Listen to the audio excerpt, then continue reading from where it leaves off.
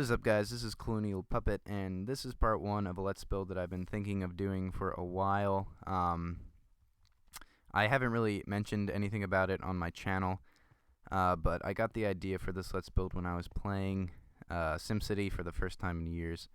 And while I was playing SimCity, I thought it would be cool to do a Let's Build in Minecraft of an entire city. So this is going to be an entire Let's Build a City series that I'm going to be doing. But instead of just building random buildings everywhere that don't really serve any purpose, I thought it would be cool to build the city as though I'm playing SimCity. So in SimCity, if you build random buildings, they don't really do anything. They just cost you money, and they become abandoned and catch on fire and are just kind of detrimental to your city. I thought it'd be cool to build a city in Minecraft with that mindset, to only build buildings that help the city and are necessary for the city to run and thrive and do whatever it is a city does. So as you can see, I started with a fire department. The next thing I'm going to be building is a power plant, because cities need power. But as you can see, unfortunately I didn't film the construction of this fire department. This will be like an average Let's Build. I will be filming the construction of the entire city, but unfortunately I wasn't able to film this fire department being built. But from here on out, this Let's Build will include construction of everything I build. So yeah, this is a pretty cool fire department. It's probably one of the most advanced buildings I've built. There's a lot of redstone, a lot of cool features this building has. So without further ado, I'll just kind of get into the tour of the building. As you can see, City Fire Company 001. I haven't thought of a name for this city. I'll probably give it a name next episode of this Let's Build, but as you can see, every light is manual except for the outdoor lights. I'll quick show you the outdoor lights. The outdoor lights are triggered by this here sensor, this light sensor. So when the lights, or when the sun goes down, it triggers this to turn on all the outdoor lights. So the lights under here, as well as the lights in the back. I'll show you. These lights that run around the parking lot are connected to this sensor over here. So again, when the sun goes down and there's no light, this triggers all these lights to turn on, which is pretty cool. Something you can't do really in the Xbox version of Minecraft. I know you can, like there's probably some weird way to do it, but I don't think they have light sensors in the Xbox version. But you know, before I go inside, I'm just gonna do a pan around of the fire department, just kind of show you what it looks like. Here's the cool tower. Pretty cool. The exterior is actually based on a concept picture I saw of a modern skyscraper, or a modern fire department, sorry. Concept art of a modern skyscraper. I'll be putting that picture on the screen now. Now I'm going to be showing you the interior of this build. I'm not the best at interior, but there's some cool features that this building has. I already showed you the sign, but here's the front desk, fire department. Here's a lounge area. People can just sit, do paperwork on this here table. Some nice pictures. Nothing too special, but everything, like I said, is manual. So you can turn all the lights on the inside on or off with this switch. Like so. Here's a storage closet, as you see. For some reason these lights turn off. It's because of the pressure plates. They kind of mess with the redstone underground. I may be changing these two buttons or something, but when you're on the pressure plates, these two lights turn off, but when you step off, they turn right back on. So it's not too big of a deal. But here's the main garage. Here's the pole that will lead up to the second floor, which I'll be showing you in a second. Lights bottom turns on and off these lights that run around the bottom. Pretty self-explanatory. This switch turns off the top lights, which isn't only these lights. It's also these lights outside. Boom, boom, boom. Turns off those, and I'll show you once I turn these back on. Boom. These turn back on, and so do these. Pretty cool. Here's a shower room So when you're done fighting fires, you can flip on the switch, step into a shower, and then turn on the water. Get a shower. Pretty cool. The shower was actually the concept of the shower was kind of given to me by Juicy Taz, who built Roosevelt City, or is building Roosevelt City. He showed me a cool shower. I was kind of able to find out how he did it. He showed me the whole pressure plate kind of method of keeping the water from spilling out everywhere and flooding the entire room. It just keeps it in that little space, which is awesome. So shout out to Juicy Taz for showing me how to build an awesome shower. Here's some changing ledges, I guess, or shelves to like put clothes while you're changing.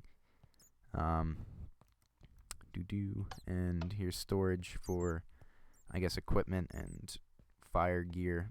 In here is or actually before I go in here, I'll show you the second floor, which is the living quarters of the firefighters. So up the stairs, here's like a lounge area with like a little table. Again, has its own like light switch. And this light switch actually only affects this area. It doesn't turn off the lights in here. That has its own light switch. So just only in this little area, which is pretty cool. Here is the pole where you slide down. So when there's a fire, they just come out of here, run to here, and slide down and go out. I didn't build any fire trucks, obviously. I'm going to be installing a mod that actually lets you drive real fire trucks instead of just block fire trucks. I've already looked into the mod. I actually downloaded it before, but I think I got the versions wrong, so it didn't work too well. Here, at first I wanted there to be a sprinkler system in the main garage in case like one of the trucks like caught on fire or something. But then, as I thought more, I thought it would make more sense if it was a like something to clean the trucks. As you can see, once you flip the switch, water floods the entire main garage. I guess to clean the trucks or something like that. I don't know. It's pretty cool. Or in case there's a fire. And once you turn it off, the water goes away, like so. No damage done. It doesn't like break any blocks, which is good. Sometimes there's blocks that break once they hit water, but there aren't any in here, which is awesome. Alright, now for this room. Here's a bathroom, again, with its own light source that you could turn on and off. Here's just a bathroom with a soap dispenser and a hand dryer, a toilet. Nothing special. I need to get better at bathrooms, or at least furnishing bathrooms, because this isn't that great. Here is the call center. So this is like where any distress signals will come out. So this actually will be hooked up to the rest of the city, because like I said, I want to build this city as though it were a real city, or like a SimCity, where each building relies on each other, or the city relies on each building in order to function. So this is going to be a functioning fire department. Before I show you what this is and the alarm, I'll just show you the lights. Boom. It's attached to these lights and the hallway lights over there. So there's that. Nothing too special. The alarm, I'll show you. Just flip that on. It triggers a couple things. First, it triggers these note blocks out here, as you can see. The alarm goes off. The redstone runs like underground and then over here and then up this wall and then over to where the note blocks are. So it hits those. It also triggers the note blocks up here on this tower, like that. Boop, boop. And it also triggers this light to come on over here. This kind of runway is where the police chief parks, so when there's an alarm, there isn't a sign on here right now, but there is going to be a sign that says, when this light is on, please stop, like here, and it'll have like a line that says stop here. 'cause there's going to be a road that runs along this edge of the building, or the site, I guess. So when this light comes on, traffic will stop, and that will allow the police chief to come out without hitting any traffic and drive to wherever the fire is, which is pretty cool. And I'll turn off the alarm right now. Just to show you that once the alarm goes off, that light goes back down into the ground, which is pretty cool. So once you turn the alarm off, this light that you just saw was on is now hopefully off. Yep, goes back down into the ground and turns off. So pretty much it triggers a piston, a sticky piston that pushes this up, and once it's pushed up, it comes into contact with this glowstone torch, or redstone torch, I mean, turning it on. So pretty simple. I'm not the best at redstone, but I was able to make this work. This building here, another thing that happens that I don't know if you saw, it actually, when the alarm is sounded, these lights kind of flicker on and off. That's because they're hooked up to the redstone that actually powers these note blocks. And so when the alarm sounded, this strand turns on and off, as well as this one. So this turns on and off, which means the power to all these redstone lamps turn on and off. So you get kind of a flicker effect when the alarm is sounded, but when the alarm isn't sounded, I made sure it's hooked up to a strand that's on when the alarm is off. So if I hooked it up to like one of these, obviously these wouldn't work. So I hooked it up to the side that's on when the alarm is off. And now I'll show you the switchboard, or I guess the district board. I really don't know what to call it, but pretty much this whole fire department is going to be wired up to the, it's going to be wired to the rest of the city, if that makes sense. There's going to be 12 districts in this city, or I mean 8 districts, 12 districts. I was thinking of Hunger Games, I think. But as you can see, each light represents a district, and each district is going to be broken up into a certain amount of sections. So there's sections and districts, and like I said, sections are within districts, and the city is broken up into districts, and districts are broken up into sections, if that makes sense. And I'll show you the redstone for this. So, like I said, there's 8 lights for each district. 1 for each district, that is. So all these lights are wired down here, and they're broken up into 8 different lines, which will run to each district. So if this line's for, I think this line's for District 4. This will go to District 4. This will go to District 3, I think. This will go to District 1. This will go to District 2. And these will go to all their respective districts. Sorry. And each section will hook up to its district line, but they'll be hooked up in a way so that if there's a fire, and there's going to be a way of triggering these lines to light up a light on this board. So if there's a fire in District 1, someone in District 1 like flips the fire switch in their building, it'll light up this light. But depending on which section they are in that district, this light will blink at a different speed. So each section will be given a different speed. I'll show you what I mean. This blinking light up here is going to be kind of what I do for each section. So this is ticked to be blinking really slow, like it's pretty slow. That's because these are ticked to 3, these repeaters. So each section will be given a different speed at which it will make the light board blink.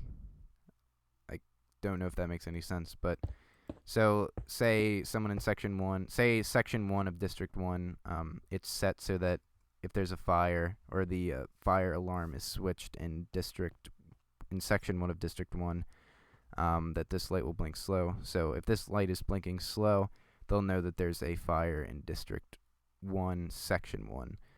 And say section 2 is set to blink really fast, they'll know that there is a fire in section 2 of district 1. And so on and so forth. If that makes any sense. Hopefully it does. It's kind of hard to explain, but it'll make more sense once this I'll show you hopefully the lights didn't turn on. They already turned on. But as you can see, it doesn't sense any light, so these all turned on because of this sensor. And same with the outdoor lights in the front. But yeah, that's how that works. So it's going to be a real working fire department, which is going to be pretty cool. There's going to be buckets of water in here, obviously, for when there's a fire, axes, diamond armor for the firefighters.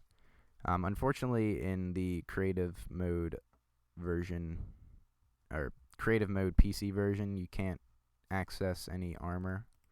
Like even if I type in armor or diamond. Oh, you can. Cool. What is it called? Oh, that's why. I thought you couldn't access this in the PC version of creative mode, but I guess you can. So I'll be filling these chests with diamond armor, diamond axes, and buckets of water for the firefighters. So this will be a working fire department for the city, which is going to be awesome. And other than that, that's pretty much all the features. Oh yeah, I'll go up into the tower. As you can see, it's pretty cool. I already showed you how this little thing switches on and off. Here's like a maintenance way for if there's something wrong with the redstone. And again, these doors are a pain in the butt, but you can actually go up in the building. You can kind of see all the redstone and whatnot.